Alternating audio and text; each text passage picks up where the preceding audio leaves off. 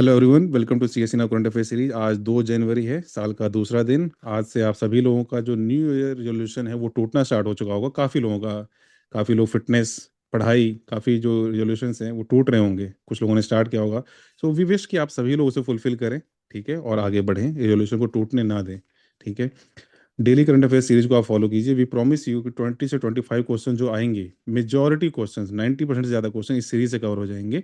Okay, this is our profile, you are already aware about it. पहला question, consider the following statement regarding ground water extraction and depletion in India. Ground water supports nearly 2/3 of India irrigation needs. 2/3 irrigation की need जो है वो ground water से fulfil होती है। Second option कि hard rock वाले टेरेन जो है वो इंडिया में ज़्यादा है, जो ज़मीन है हमारे हार्ड रॉक वाली चीज़ है, इस वजह से ground water storage capacity limited है। And third option is urban and industrial ground water extraction exceeds agricultural extraction, कि जो अर्बन और इंडस्ट्रियल ग्राउंड वाटर वो ज़्यादा कंज्यूम कर रहे हैं। And fourth is seasonal concentration of rainfall intensifies the mismatch between recharge and withdrawal, कि कोई बहुत लिमिटेड पीरियड में बारिश हमारे यहाँ होती है, ज़्यादा बारिश होती है, इस वजह से भी मिसमैच है। पानी जितना ज़मीन के नीचे जा रहा है और जितना हम निकाल रहे हैं। So take 5-10 seconds and mark the answer. तो right answer for this is A, 1, 2 and 4। Third option is incorrect. ये आपको पता होगा, काफ़ी बार न्यूज़ में आपने सुना होगा, नीति आयोग वगैरह की रिपोर्ट में भी आया हुआ है कि एग्रीकल्चर पे हाईएस्ट है। जो फर्स्ट ऑप्शन है आपका, that is correct. Agriculture highest consumption है उसका ग्राउंड वाटर का।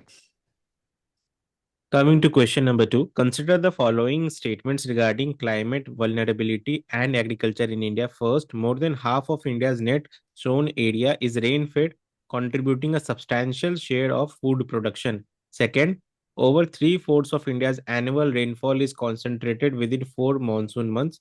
Third, climate change is projected to increase yield stability of major staples like wheat in India.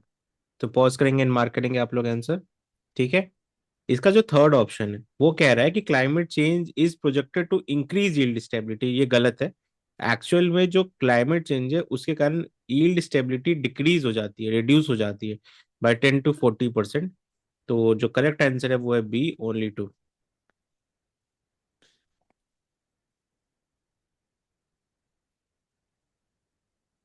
Third question, with reference to implications of wild life trafficking, जो जानवर हैं उनकी trafficking जो होती है through the north east Myanmar corridor, consider the following statements. Wild life trafficking poses a threat only to biodiversity and has limited security implications. कह रहे सिर्फ बायोडाइवर्सिटी को लेकर थ्रेट है ये। The second option is trafficking networks often overlap with organise crime and cross border smuggling, कि इनसे भी जुड़ा हुआ है। And third option is weak governance and instability in Myanmar complicate effective transnational enforcement, कि वहाँ जो म्यांमार में जो इशू है लॉ एंड ऑर्डर को लेकर, गवर्नेंस को लेकर, उस वजह से भी प्रॉब्लम आ रही है। So take 5-10 seconds. Common sensical question है, थोड़ा भी न्यूज़पेपर फॉलो कर तो यू कैन मार्क इट। तो the right answer for this is the first one is incorrect. ऐसा नहीं है कि सिर्फ बायोडाइवर्सिटी तक लिमिटेड है, ये सिक्योरिटी इशू भी है। इस ऑप्शन को देख के मेमोरी आपकी ट्रिगर करनी चाहिए थी कि ट्रैफिकिंग का लिंक जो है वो क्राइम वगैरह से है, सिक्योरिटी इशूज को लेके भी है। सो 2 and 3 will be the right answer. So coming to question number four, with reference to the significance of MOSPI MOSPI new brand initiative। तो MOSPI का मतलब है ministry of statistics and programme implementation. First option, it seeks to improve public trust and participation in official surveys. Second, it reinforces the idea of evidence based policy making in India। So pause करेंगे and mark करेंगे आप लोग answer को। ठीक है। तो ये दोनों ही ऑप्शन जो है आपके सही है।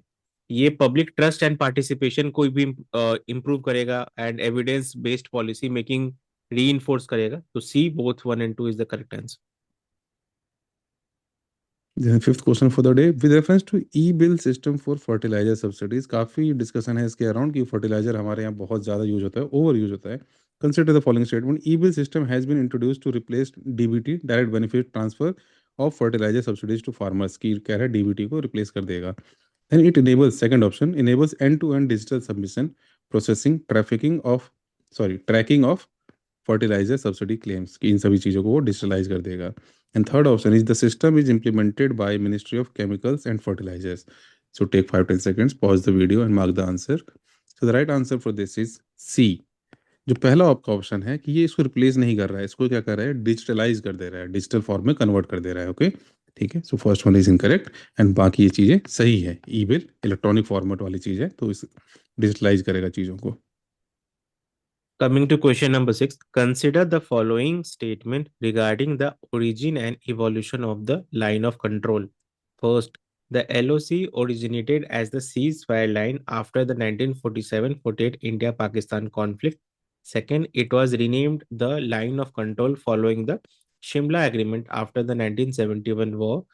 Third, the Shimla Agreement internationalized the Kashmir dispute by expanding the role of United Nations.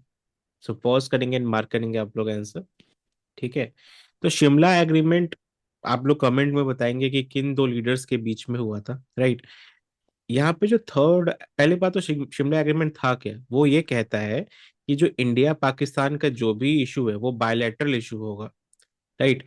उसमें कोई थर्ड पार्टी इन्वॉल्व नहीं होगी, वो बायलैटरल होगा।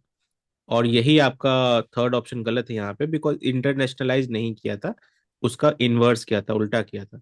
तो करेक्ट आंसर क्या होगा, B only two. Seventh question for the day, काफ़ी न्यूज़ में अगेन जो आपको सुना होगा मैं सिगरेट वगैरह पे जो टैक्स या टैरिफ वगैरह की बात हुई है। Consider the following statement regarding GST compensation cess. A, पहला option, it was introduced along with the roll out of GST in July 2017, कि उस टाइम पे लाया गया था। Second, it was originally meant to be levied for a period of 5 years, कि 5 साल तक के लिए लाया गया था। And third option is it is being phased out completely from Feb 1 2026 including on tobacco products, की कह रहा है इसको अब हटा देंगे फेब 1 2026 से। ठीक है, so take 5 seconds and mark the answer. So yes, all three options are correct here, कि 2017 में आया था, 5 साल के लिए आया था, और फेब 1 2026 को इंक्लूडिंग टोबैको वाली चीज़ को रिमूव हो जाएगा ये। ठीक है। Now, coming to question number 8, with reference to Bulgaria joining the Eurozone, consider the following statement. First, Bulgaria adopted the euro as part of the Eurozone despite not being a member of the European Union. Second, Bulgaria replaced its national currency, the lev, with the euro in January 2026. Third, with Bulgaria's entry, the Eurozone is expanded to include 21 member countries. So pause करेंगे and mark करेंगे आप लोग answer को। ठीक है, तो यहाँ पे जो फर्स्ट ऑप्शन है वो कह रहा है कि Bulgaria adopted euro as part of eurozone despite not being a member of European Union. तो बुल्गारिया जो है पहले से ही 2007 से 2007 से यूरोपियन यूनियन का पार्ट है, राइट। तो ये ऑप्शन गलत हो जाता है, करेक्ट आंसर क्या होगा, सी 2 and 3। People could have marked this from looking at this, they might be thinking कि सामने ऐसे यूपीएससी में भी मिल जाए अगर, तो सारे ही क्वेश्चन सही हो जाएं। So on that note, thank you everyone, do like share and subscribe to our channel. Thank you everyone.